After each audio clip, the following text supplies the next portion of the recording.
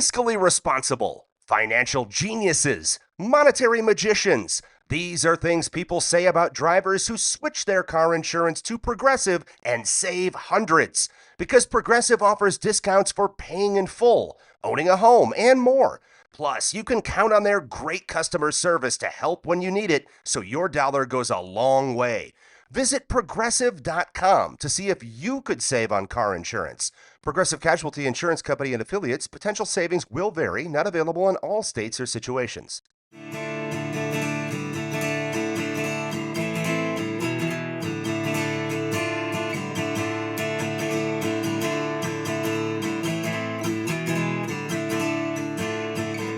This is The Fall Line.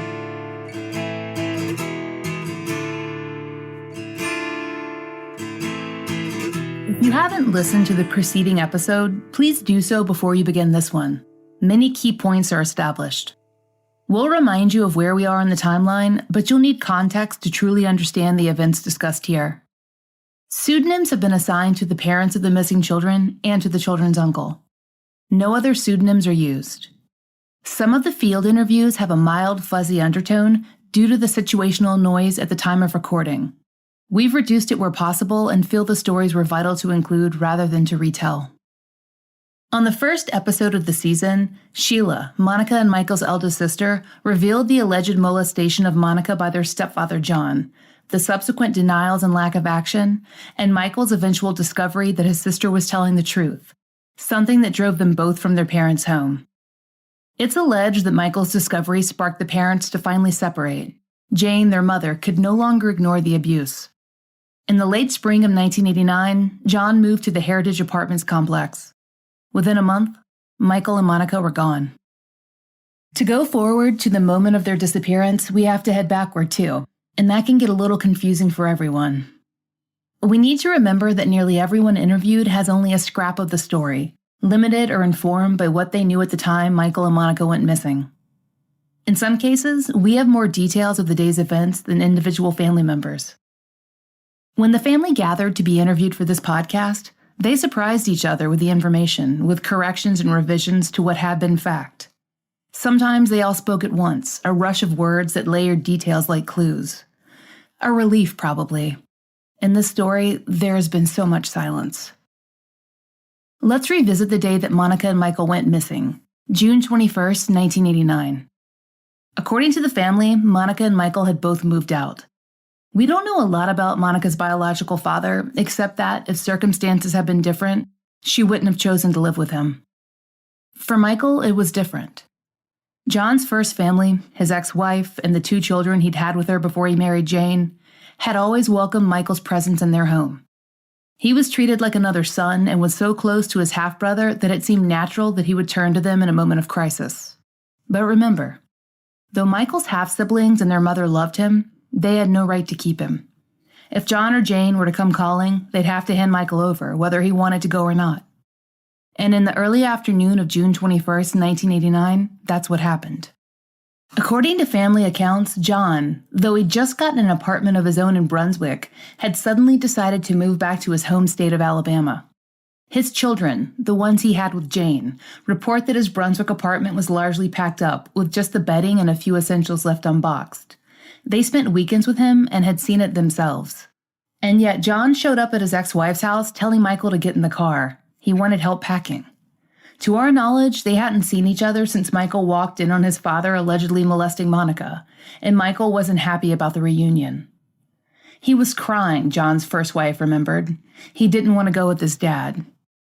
She didn't stop John. She couldn't, and Michael left.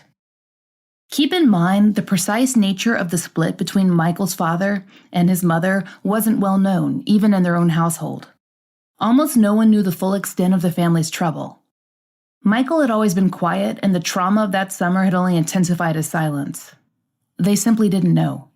Miss Evelyn, Monica and Michael's grandmother, tells us that Jane's reticence to communicate was business as usual. She felt her daughter wanted to hide some of the uglier parts of her marriage.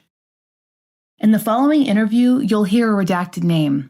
Miss Evelyn is referring to her son-in-law, who we call John. It was something that didn't click, My spirit just really didn't agree to him. And he definitely wasn't coming around. But I have met him, you know. Do you remember anything he may have said or done that made you feel that way? Well, he would fight my daughter, you know. He'd jump on and beat her up and stuff like that. And she never would do anything about it. And of course, I felt like I didn't want to interfere with that because I didn't know what he would do to me, you know. So I didn't say anything. But I remember when they were living on Brailsford, she called me. It was about 2:00 in the morning. And she says, "Oh, I'm all bloody." And she was screaming and crying. And I couldn't think of nothing but just jump up, went in my night clothes and went on over there. And so I walked in and I thought she was really bleeding, but he had knocked her in her nose and made her nose bleed. And so I stepped to the room door and I said, he wouldn't say nothing.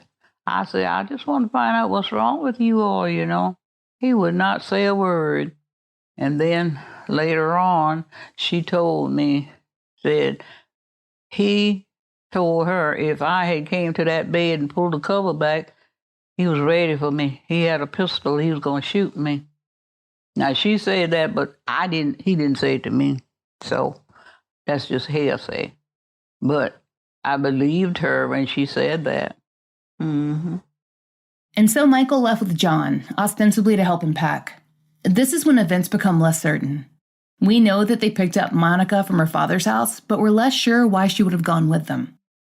To Sheila's knowledge, Monica was home alone that day. How was she convinced to go on this odd errand?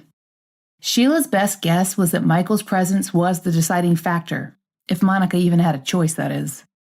She would have gone to see her brother, or maybe even to protect him. This was sometime in the afternoon, maybe 3 or 4, and maybe a little earlier. John worked construction and was employed in a job that involved laying slabs of concrete in a lot across the street from the hospital. Did he call in from work that day? Was he off? Why was he available? Sheila tells us that after Monica and Michael went missing, John never returned to that job. In any case, he was somehow available that afternoon, and Jane was not. As far as we know, she was at work. Monica and Michael weren't living with her, so she didn't keep tabs on where they went or who they were with, but many hours later, she was the one to receive the call. According to the police report, she was on the clock when she received notice that her children were missing, but that may or may not be correct. When was her shift over? Was the call made at 8:30 as reported, or later? After Monica was picked up, the thread of the story comes loose. We don't know what the children and John did in those missing hours, but they did end up at his apartment, or at least in the complex. We know this because they came to visit their aunt, Wanda. Wanda lived there too, across a large courtyard from the new apartment John was already planning to leave. A few things to keep in mind when you listen to Wanda's story. Like most everyone else, she didn't know why her sister and John had broken up. She just knew they had. She also knew that at least some of the children were coming to visit him at fairly regular intervals, so it didn't strike her as odd that Monica and Michael might be there. In this interview, we do our best to avoid the use of names, but you'll occasionally hear a redaction when a name is being used. In that case, the redactions are either the names of John or Jane, and the context will make it obvious who the speaker means. That day, Wanda was surprised to see her niece and nephew. As we mentioned, she didn't see them often. I don't know what they were wearing or any plans that they may have had for that day. All I know is that we were still living in the same apartment complex, and it was in the evening time, and they came over to my house. I don't recall expecting them to come over. Were you surprised to see them? Yeah, actually I was. They were welcome to come over anytime they wanted to, but it was kind of like a surprise. And so I had already cooked dinner for my family. We had already eaten. My oldest daughter was little at the time, and Michael and Monica came over, and they didn't I don't recall them saying why they came over. They just came over, so I'm thinking, okay, they just came to visit. And so me and my husband was there and my daughter, and I don't know what we talked about. but we just kind of sat around and talked for a little bit, and then I offered them something to eat, and so they kind of like, I remember they looked at each other. I don't know if that was like, I guess, getting okay with each other, if it was okay to stay longer or whatever, but they end up eating. So after they ate, then they kind of like sat there for a few more minutes, and then it was like, well, we're going to get ready to go. But I can't remember anything about what we talked about. And I guess I kind of felt like maybe they wanted to say something or whatever. I don't know. So when they got ready to leave, I said, well, let me walk you out. So I walked them out, and it was still daylight, but you can tell it's in the evening where it's starting to get dark, but it wasn't dark yet. And next to the apartment complex where we stay is a laundromat, and right in front of the laundromat is a phone booth. And so I walked them down to the end, right there at the laundromat. And as we were walking up towards the laundromat, was just coming up from across the field because they stayed behind us. Walking up? Yeah, he walked up as we walked up. And so we stood there for a moment, and I don't know what we said to him, but I know I was just walking them. They were big enough to walk themselves home, but that was kind of opportunity for them to say something if they wanted to say something. And I told them bye, and that's all I remember. They left. They walked across the field. With him? No, they walked ahead of him because he stood there for a few minutes because he and were separated at the time. I don't know how long they were separated or why, what was going on, but she was staying with one of her friends, and he's always the type kind of like, well, he'll push you up to do stuff. So it was kind of like push me up to talk to her to tell her to come home.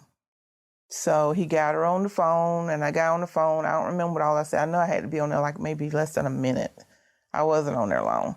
And pretty much just to say, said, come home. He wants you to come home. And that was it. And so when I was walking away, I left him on the phone. So I don't know what happened after that point. So the children were out of sight at that point?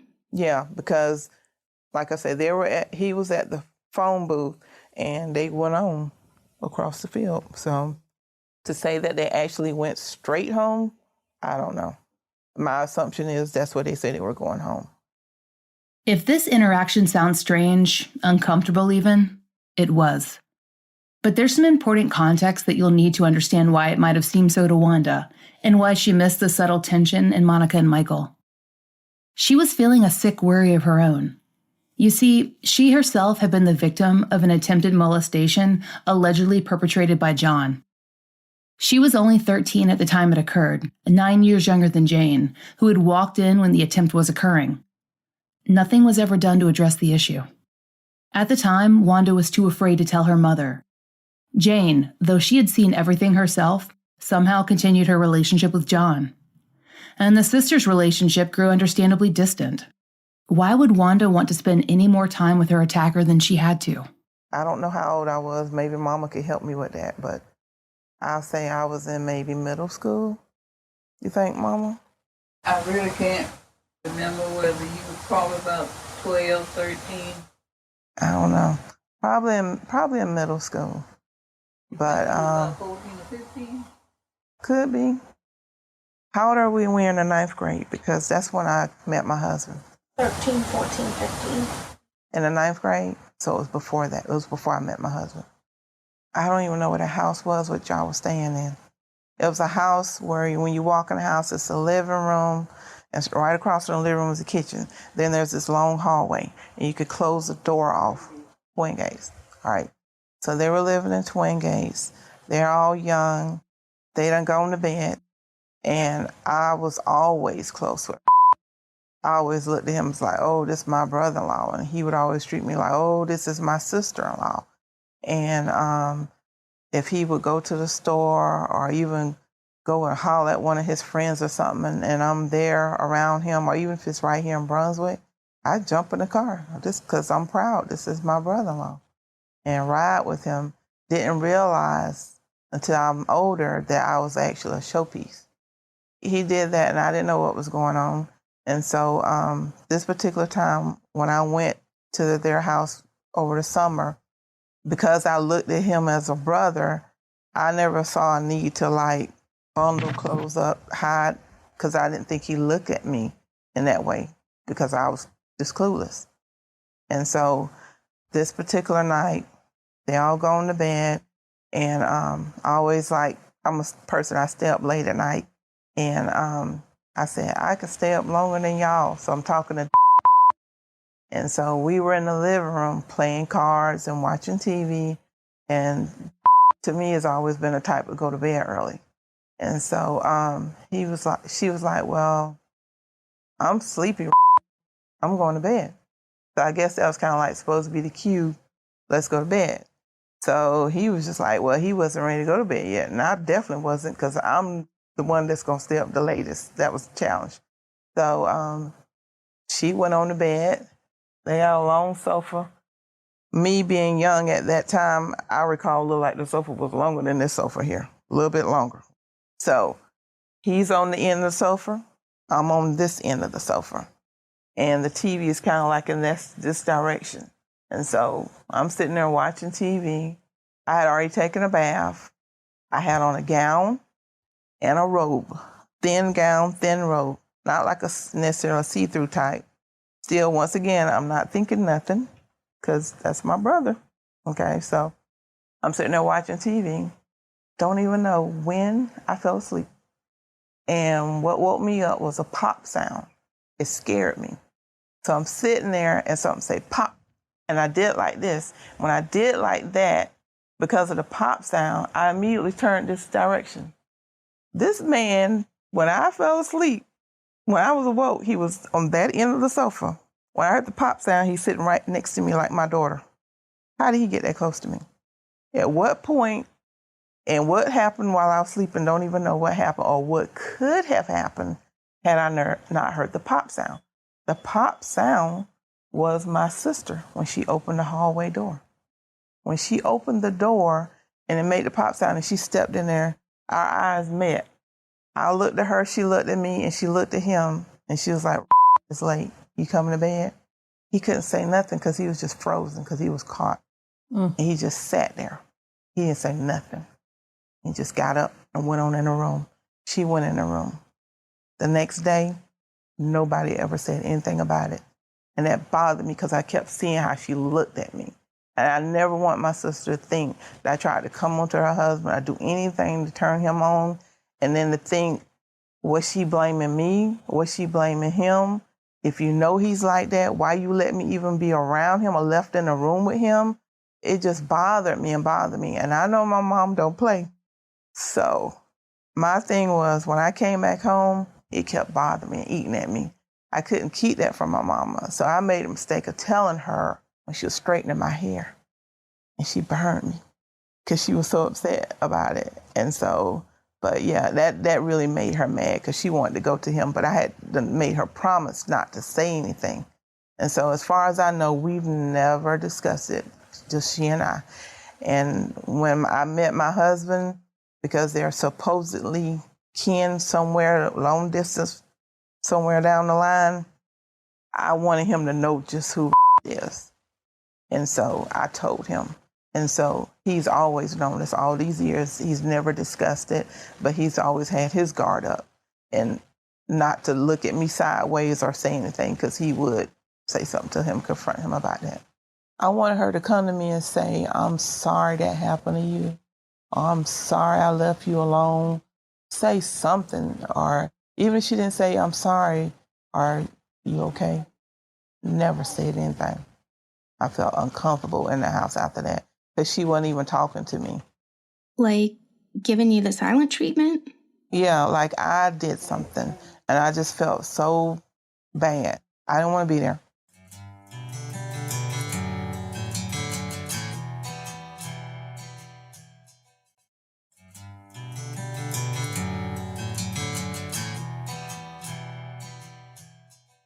After Monica and Michael left Wanda's site, they weren't heard from again. Wanda remembers it being evening, but before the sun had fully set, which, according to historical record, would have been before 8:51 p.m. This would mean that the call John asked Wanda to make from the payphone would have happened around that time. Odd, considering that the police report states that the call John made to tell his estranged wife that the children were missing would have occurred on or about 8:30 p.m. But we know that Wanda was with Monica and Michael about this time. So what do we make of this information? Wanda doesn't know what the couple discussed when she handed the phone over to John as she walked home. We can reasonably assume she was relieved to get away from the man who she says attempted to molest her. So we don't know what they said. It would be strange, though, if he told his wife then that Monica and Michael were missing, because, as Wanda can verify, they were very much present, walking up the hill a little ways ahead of the grown-ups. When asked what happened that night, John would say that Monica and Michael ran out of the apartment and away from him. Where, he didn't know. He mentioned a boyfriend of Monica's, and her mother shared the same sentiment with others. But other times, he declared that he'd dropped the kids off at the apartment to pack, and by the time he made it back from running some errands, they were gone. That doesn't seem to jibe with the timeline, shaky as it is, as the police report's phrasing implies he discovered them missing in the afternoon, and we know that Wanda saw them at dinner time. She fed them, in fact. So where did they go? John didn't call Jane until later in the evening. The police report, as we said, says 8:30, though we had reason to question that time, to tell her that he couldn't find them. Maybe it was a normal impulse to call, something anyone would do if a child disappeared. Or maybe it was an extension of that call he'd had Wanda make earlier, a way to reconnect with his estranged wife, this time through a family emergency. Their eldest sister Sheila didn't find out about Monica and Michael's disappearance for a few days, so we rely on the memories of her younger siblings for information as to what occurred that following day. Phoenician, who was 12 at the time, recalls that her father, John, came over to Jane's apartment and took the family driving around slowly in his car. They didn't call out for the teens or ask anyone on the street if they'd actually seen Monica and Michael. They just circled the streets surrounding the Heritage apartment complex, quietly looking out of the car's windows. Then they went to John's apartment. The story was already set in stone at that point. Monica and Michael had run away. Here, Phoenician describes what she saw when her father took the family inside. 2 bags sitting by the front door. Bags like... 2 black trash bags sitting by the front door. And I was walking around the apartment and listening at my dad at the same time, telling my mom what may have happened. And he was telling her something about he maybe have scared them. That's why they left the bags and they ran out the back door. That's pretty much what I could remember what he was telling her. And at the time, did you see the beds in the bedrooms? Mm-hmm. And you said that you noticed one of them was different. Yes. The bedroom across from the master bedroom that was downstairs. Because we had 2 bedrooms downstairs. We had 2 bedrooms upstairs. And my younger sister bedroom is the one that had missing sheets and comforter off the bed. You were also describing that because Michael and Monica had moved out at that point and they were staying at other houses. They didn't have possessions at that time in the apartment. No. So they didn't have their clothes there. No. So the statement was, these are Michael and Monica's clothes, but the question would be, where did they come from? Yeah, exactly. As we said, Sheila didn't find out for days. When she finally was told, she thought it was possible that Monica might have run away. After all, she knew what her sister had been facing. But why disappear when there was family who would and had taken them in? Monica had already gone to her father's house. Michael was in a tougher spot, as he had no legal right to stay with his half-brother's family. Still, though, would they disappear over that? Sheila doesn't think so. When the police report was filed, John reported them as runaways and Jane concurred. For years, the report didn't go further than that. And within a few weeks, the family was gone. We hear so many stories of parents waiting for years, never changing their numbers, leaving porch lights on, but not in this case. The children report that within a few days of their initial neighborhood search, their father's car was gone and they didn't know what happened to it. They just knew that when they went to Alabama, they took a bus. The children didn't even know that they were moving until the day that they packed up and left, with their mother and father back together again, and their sister and brother still missing. It's hard to imagine that parents would break leases, leave jobs, and head out of state so soon after their children disappeared. Would it be easy for a mother to do that? Miss Evelyn thinks that Jane wouldn't have had much choice, at least when it came to her son-in-law, and the kind of control John wielded over his family. Do you have any theory of what may have happened to them? Yeah, I had my theory about it, that he was involved, that he had something to do with it, because he was too calm, too. Like, well, they're gone, let them stay gone. That's the feeling that I got from him. Mm-hmm. Did you ever have a theory of what his motivation may have been? I felt like that he had done something to them that would have brought him and her back together.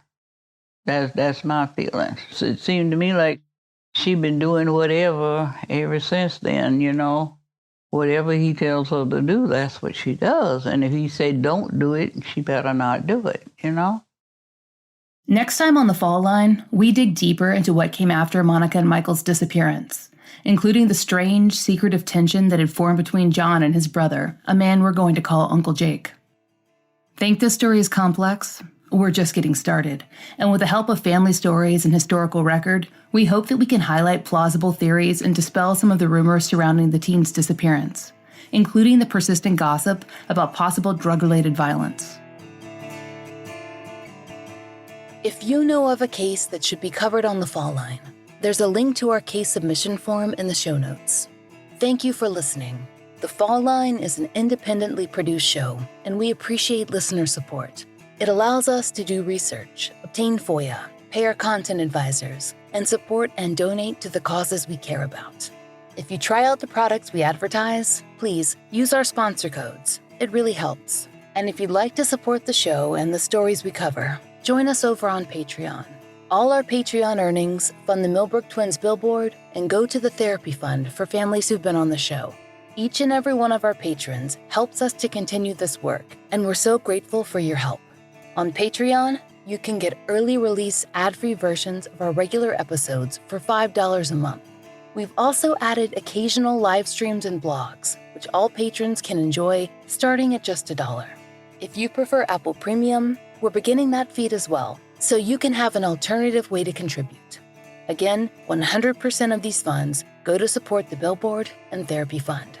The Fall Line is written, hosted, and researched by Laura Norton, with additional research by Brian Waters, Kiana Burgess, and Michaela Morrow. Interviews by Brooke Hargrove. Produced, engineered, and scored by Maura Curry. Content advisement by Brandy C. Williams, Liv Fallon, and Vic Kennedy. And always, our most special thanks to Angie Dodd, Liz Lipka, and Sarah Turney. Currently, our monthly donation is going to private investigations for the missing. Please join us in supporting this nonprofit. They need funds to help families access the services of PIs.